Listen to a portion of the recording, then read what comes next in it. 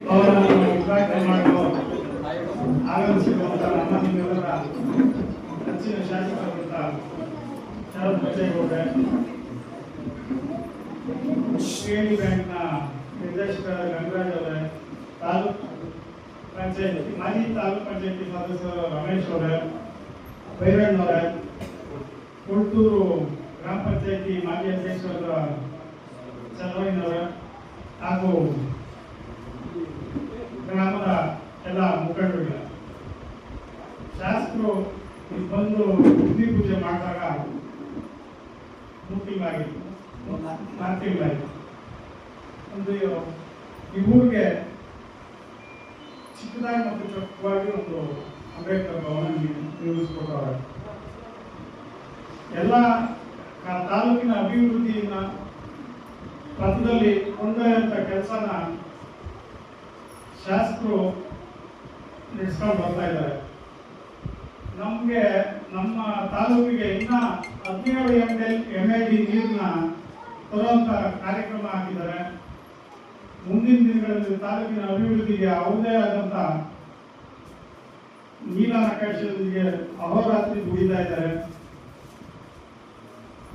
ನನ್ನ ಪ್ರಕಾರ ಇನ್ನೊಂದು 5 ರಿಂದ 6 ವರ್ಷದಲ್ಲಿ ಸೋಲೂರವರು ಬೆಂಗಳೂರು ಮೆಟ್ರೋದಲ್ಲಿ ಹೋಗ್ಬೋದು ಅಂತ ಕೊಟ್ಟೂರು ಗೇಟ್ವರೆಗೂ ಮೆಟ್ರೋ ಬರುವಂತ ಕಾರ್ಯಕ್ರಮ ಇದೆ.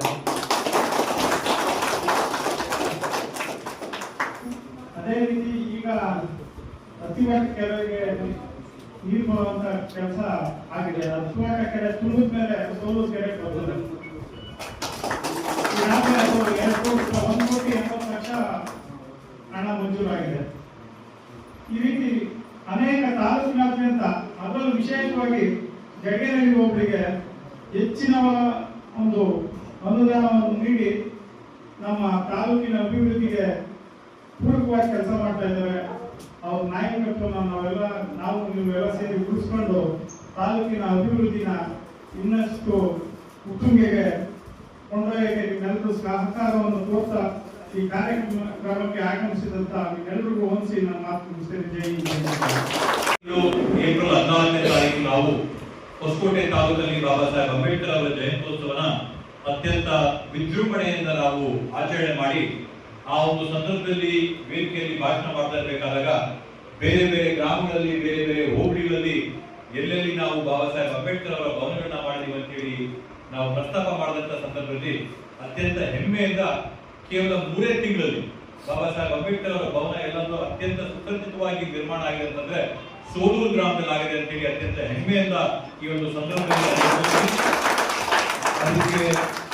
ಅದಕ್ಕೋಸ್ಕರ ಸಹಕಾರ ಕೊಟ್ಟಿರ್ತ ಎಲ್ಲ ಗ್ರಾಮಸ್ಥರಾಗಿರ್ಬೋದು, ನಮ್ಮ ಸಿಬ್ಬಂದಿ ವರ್ಗದವರಾಗಿರ್ಬೋದು, ಮತ್ತೆ ಈ ಕೆಲಸ ಮಾಡಿದಂತ ಗುತ್ತಿಗೆದಾರರಾಗಿರ್ಬೋದು ತುಂಬಾ ಚೆನ್ನಾಗಿ ಕೆಲಸ ಮಾಡಿದ್ರೆ ಜೋರಾದ ಚಪ್ಪಾಳೆ ಮುಖಾಂತರ ಅವರೆಲ್ಲರಿಗೂ ಅಭಿನಂದನೆಗಳನ್ನು ಸಲ್ಲಿಸಬೇಕಾಗುತ್ತೆ ಅಂತ ಹೇಳಿ ಗ್ರಾಮ ಮಟ್ಟಕ್ಕೆ ಯಾವ ತರ ಈ ಕಾರ್ಯಕ್ರಮ ಇದೆ ಅಂದ್ರೆ ಸಣ್ಣ ಪುಟ್ಟ ಯಾರಾದ್ರೂ ಊರ್ ಕಾರ್ಯಕ್ರಮಗಳಿದೆ ಎಲ್ಲೆಲ್ಲೋ ಹೋಗಿ ಬಾಡಿಗೆಗಳು ಕೊಟ್ಟು ತಗೊಂಡು ಮಾಡಬಹುದು, ಇಲ್ಲೇ ಮಾಡ್ಬೋದು ಅಂತ ನಾವು ಅನ್ಕೊಂಡ್ವಿ. ಸುರೇಶ್ ಹತ್ರ ಚರ್ಚೆ ಮಾಡಿ ತುಂಬಾ ಚೆನ್ನಾಗಿ ಬಂದದ ಅಂತ ಹೇಳಿ ಇವತ್ತು ಇಲ್ಲೊಂದೇನೋ ಕಾರ್ಯಕ್ರಮ ಮಾಡಕ್ಕೆ ಜಾಗ ಆದ್ರೆ ಊಟ ಏನಾದ್ರು ಸಣ್ಣ ಪುಟ್ಟ ಇಟ್ಕೊಂಡ್ರೆ ಇಕ್ಕಟ್ಟಾಗ್ಬೋದು ಅಂತ ಹೇಳಿ ಮೇಲೊಂದು ಶೀಟ್ ಹಾಕಿದ್ರೆ ಚೆನ್ನಾಗಿರ್ತದಲ್ಲ ಅಂತ ಸುರೇಶ್ ಅಣ್ಣ ಕೇಳಿದಾಗ ಅದನ್ನ ನಾನೇ ಹಾಕ್ಸ್ಕೊಡ್ತೀನಿ ಅಂತ ಹೇಳಿ ಮಾತು ಕೊಟ್ಟವ್ರೆ. ಸುರೇಶ್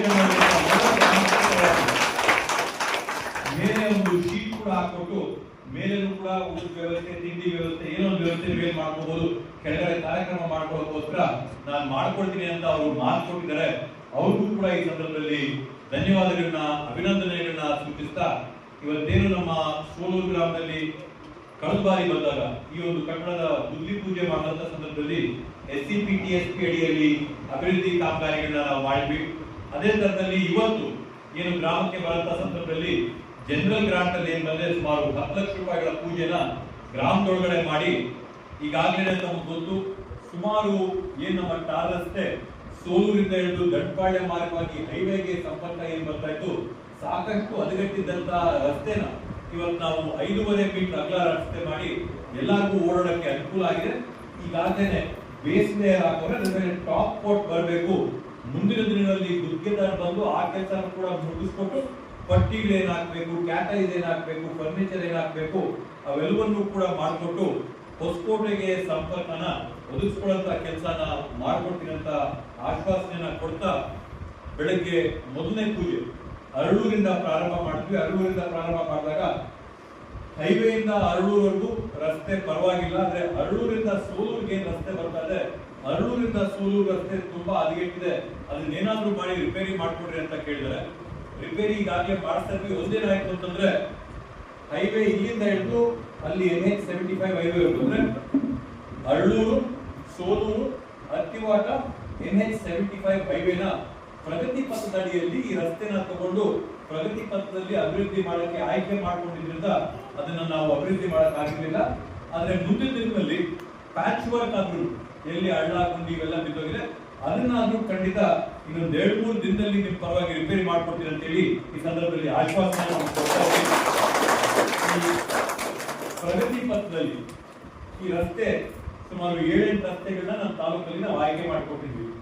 ಆಯ್ಕೆಯಲ್ಲಿ ಮೊದಲನೇ, 2ನೇ, 3ನೇ ಶ್ರೇಣಿ ಬಿಟ್ರೆ 4ನೇ ಚಾಯ್ಸ್ ಇರೋದು ಇವತ್ತು ಅರಳೂರು, ಸೋಲೂರು, ಅತ್ತಿವಾಟ ಹೈವೇ ಈ ರಸ್ತೆನೇ ಆಯ್ಕೆ ಆಗಿದೆ. ಅದರಿಂದ 100% ವಿಶ್ವಾಸ ಇದೆ ಪ್ರಗತಿ ಪಥದಲ್ಲಿ ಕೂಡ ಈ ಒಂದು ರಸ್ತೆ ಇದೆ, ಆ ರಸ್ತೆ ಅಭಿವೃದ್ಧಿ ಕಾಮಗಾರಿ ಆಗುತ್ತೆ ಅಂತ ಹೇಳಿ.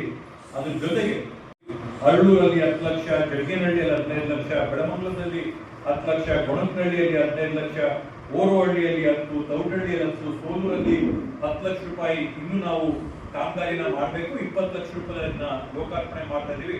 ಒಟ್ಟಾರೆ ಇವತ್ತು ಬೆಳಗ್ಗೆಯಿಂದ ಸುಮಾರು 1 ಕೋಟಿ ರೂಪಾಯಿಗಳ ಅಭಿವೃದ್ಧಿ ಕಾಮಗಾರಿಗಳನ್ನ ಜಡ್ಗೇನಹಳ್ಳಿ ಹೋಬಳಿಯ ಈ ಭಾಗಗಳಲ್ಲಿ ನಾವು ಮಾಡ್ಕೊಳ್ತಾ ಬಂದಿದ್ದೀವಿ. ಅದ್ರ ಜೊತೆಗೆ ಸುರೇಶ್ ಅವರು ಹೇಳಿದಂಗೆ ವಿಶೇಷವಾಗಿ ಇನ್ನೂ ಒಂದು 17 MLD ನೀರು ವೆಂಗಯ್ಯನ ಏತ ನೀರಾವರಿ ಯೋಜನೆಯಲ್ಲಿ ಏನಿವತ್ತು ನಾವು ಸುಮಾರು ಒಂದು 38 MLD ನೀರು ತರ್ತಾ ಇದೀವಿ. ಆ 38 MLDಗೆ ಇನ್ನೂ ಒಂದು 17 MLD ನೀರನ್ನ ಸೇರಿಸಿ 55 MLD ಬಂದ್ರೆ ಇನ್ನು ಕೆಲವೊಂದು ಕೆರೆ, ಅತ್ತಿವಾಟ ಕೆರೆ ಆಗಿರ್ಬೋದು, ತೌಟಹಳ್ಳಿ ಆಗಿರ್ಬೋದು, ಸೋಲೂರು ಆಗಿರ್ಬೋದು, ಚಿನ್ನಹಳ್ಳಿ ಆಗಿರ್ಬೋದು, ಮತ್ತೆ ಇನ್ನೊಂದು ನಮ್ಮ ಕಾಮರ್ಸ್ನಹಳ್ಳಿ ಆಗಿರ್ಬೋದು, ಈ ಎಲ್ಲಾ ಕೆರೆಗಳಿಗೆ ನೀರು ತುಂಬಸಕ್ಕೆ ಅನುಕೂಲ ಆಗುತ್ತೆ ಅಂತ ಹೇಳಿ ಮಾನ್ಯ ಸಣ್ಣ ನೀರಾವರಿ ಸಚಿವರಲ್ಲಿ ಮನವಿ ಮಾಡ್ಕೊಂಡಿದೀವಿ. ಅದನ್ನ ಅತಿ ಶೀಘ್ರವಾಗಿನೇ ಮಾಡ್ಕೊಡ್ತೀವಿ ಅಂತ ಆಶ್ವಾಸನೆ, ಭರವಸೆಯನ್ನು ಕೂಡ ಕೊಟ್ಟಿದ್ದಾರೆ. ಇನ್ನ ಕೆಲವೇ ದಿನಗಳಲ್ಲಿ ಅದ್ರ ಚಿತ್ರ ಕ್ಲಿಯರ್ ಆಗುತ್ತೆ. ಆ ನೀರು ಬಂದ್ರೆ ನಮ್ಮ ಭಾಗದಲ್ಲೆಲ್ಲರಿಗೂ ಕೂಡ ಅನುಕೂಲ ಆಗುತ್ತೆ ಅಂತ ಹೇಳಿ ಈ ಸಂದರ್ಭದಲ್ಲಿ ಹೇಳ್ತಾ, ನನಗಂತೂ ದಿನ ಬೆಳಗ್ಗೆ 8:30ಗೆ ಅಲಾರ್ಮ್ ಹೊಡ್ಕೊಳ್ತದೋ ಇಲ್ಲೋ ಗೊತ್ತಿಲ್ಲ, ರಮೇಶ್ ಅಂಡ್ ಫೋನ್ ಅಂತೂ ಹೊಡ್ಕೊಂಡೇ ಹೋಗ್ತಾರೆ. ಊರಲ್ಲಿ ನೀರಿಗೆ ಸಾಕಷ್ಟು ಸಮಸ್ಯೆ ಆಗಿದೆ, ಊರಲ್ಲಿ ನೀರಿನ ಹಾಹಾಕಾರ ಆಗಿದೆ ಅಂತ ಹೇಳಿ ಅವರು ಪಾಪ ಪ್ರತಿದಿನ ನನಗೆ ಕರೆ ಮಾಡ್ತಾ ಇದ್ದಾರೆ. ಈಗಾಗಲೇ ಟಾಸ್ಕ್ ಫೋರ್ಸ್ ಅಲ್ಲಿ ನಾವು ಕೆಲಸನ ಕೊಳವೆ ಬಾವಿಗಳನ್ನ, ಹೊಸ ಕೊಳವೆ ಬಾವಿಗಳನ್ನ ನಾವು ಕೊರಿಯಂತ ಕೆಲಸನ ಪ್ರಾರಂಭ ಮಾಡಿದೀವಿ. ನಿಡಘಟ್ಟದಲ್ಲಿ ಮೊದಲನೇ ಕೊಳವೆ ಬಾವಿ ಅಲ್ಲಿ ಸ್ವಲ್ಪ ಹಾಹಾಕಾರ ಜಾಸ್ತಿ ಇರೋದ್ರಿಂದ ನಿಡಘಟ್ಟದಲ್ಲಿ ಇವತ್ತೇ ಕೊರಿಬೇಕಿತ್ತು. ಕೊಳವೆ ಬಾವಿ ವಿಷಯ ಬಂದ್ರೆ ನಾಳೆ ಬರುತ್ತೆ. ನಾಳೆ ನಿಡಘಟ್ಟ ಕೊರಿತಾ ಇದ್ದಂಗೆ ಓರ್ವಹಳ್ಳಿ, ಸೋಲೂರು ಈ ಭಾಗದಲ್ಲಿ ಕೂಡ ಬೋರ್ವೆಲ್ ವ್ಯವಸ್ಥೆ ಪರವಾಗಿ ಮಾಡ್ಕೊಡ್ತೀನಿ ಅಂತ ಹೇಳಿ ಈ ಸಂದರ್ಭದಲ್ಲಿ ಗ್ರಾಮಸ್ಥರಿಗೆ ಎಲ್ಲರಿಗೂ ಕೂಡ ಆಶ್ವಾಸನೆ ಕೊಡ್ತಾ, ಕಳೆದ 2 ವರ್ಷನೂ ಕೂಡ ನಮ್ಗೆ ಮಳೆ ಏಟಾಯಿತು. 2024ನೇ ವರ್ಷದಲ್ಲಿ ಕೂಡ ಸ್ವಲ್ಪ ಮಳೆ ಕಮ್ಮಿ. 2025ನೇ ವರ್ಷ ಅಂತೂ ಭೂಮಿ ತೇವ ಎಷ್ಟಾಗಬೇಕು ಅಷ್ಟಕ್ಕೆ ಮಾತ್ರ ಮಳೆ, ಬೆಳೆಗೆ ಎಷ್ಟು ಮಳೆ ಬೇಕು ಅಷ್ಟಕ್ಕೆ ಮಾತ್ರ ಮಳೆ ಆಗ್ತದೆ. ಕೆರೆಗಳಿಗೆ, ಕುಂಟೆಗಳಿಗೆ, ಕಾಲುವೆಗಳಿಗೆ ಎಲ್ಲಿ ಕೂಡ ನೀರು ಹರಿಲಿಲ್ಲ. ಅದರಿಂದ ಸ್ವಲ್ಪ ನೀರಿನ ತೊಂದರೆ ನಾವು ಈ ಬಾರಿ ಅನುಭವಿಸ್ತಾ ಇದ್ದೀವಿ.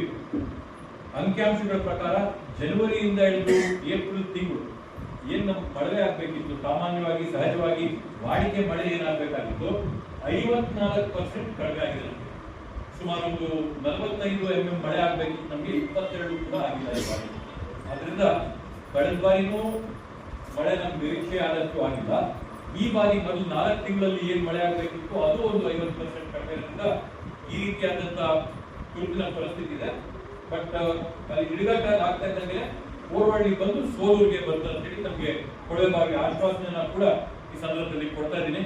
ತಾವೆಲ್ಲರೂ ಕೂಡ ಇಷ್ಟೊಂದು ದೊಡ್ಡ ಸಂಖ್ಯೆಯಲ್ಲಿ ಬಂದು ಈ ಒಂದು ಕಾರ್ಯಕ್ರಮದಲ್ಲಿ ಭಾಗವಹಿಸಿದ್ದಕ್ಕೆ ಎಲ್ಲರಿಗೂ ಕೂಡ ಧನ್ಯವಾದಗಳು ಹೇಳ್ತಾ ನನ್ನ ಮಾತುಗಳಿಗೆ ನಾನು ವಿರಾಮ ನೀಡ್ತೀನಿ. ಜೈ ಹಿಂದ್, ಜೈ ಕರ್ನಾಟಕ.